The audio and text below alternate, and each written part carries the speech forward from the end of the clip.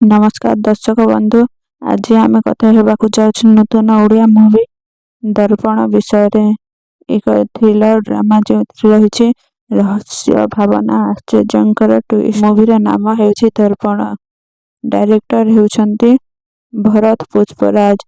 Producer करिसंती Dilip Kumar Sahu. मुख्य अभिनेता हेउछंती अंकित कुमार, तृप्ति मीरांबिका, Bharat Pushpraj and हिरणमयी दास। दर्पण गोटे एमिति कहानी जोठी एक साधारण लोकंक जीवन रे हठात आसी जाए गोटे अजण रहस्य। ସେହି दर्पण आईना भितर देखा जाइछि जहाँ सत जगत हेउ नथिबा घटना। कहानी आगकु बढ़िवा सहित खुली जाए अनेक अंधार सत्य मन वैज्ञानिक दिलेमा। भारत पुष्पराज निर्देशना एही फिल्म को गोटे गभीर मोड़ देइछि। अंकित कुमार भावभंगी, तृप्ति मीरांबिका भावपूर्ण अभिनय दर्शक जोड़ी रखिब।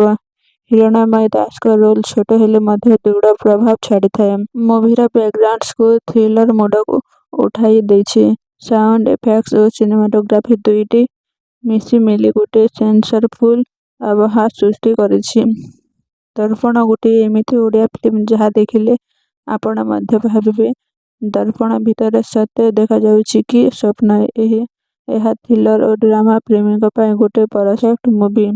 आपण दर्पण मूवी देखिछंती कि ताहेले निज रिव्यू और मतामत कमेंट रे जणांतु। आपण दर्पण मूवी देखिबे कि आपण दर्पण मूवी देखिबाकु जिवे कि तले कमेंट बॉक्स रे निजर मतामत जणांतु। धन्यवाद।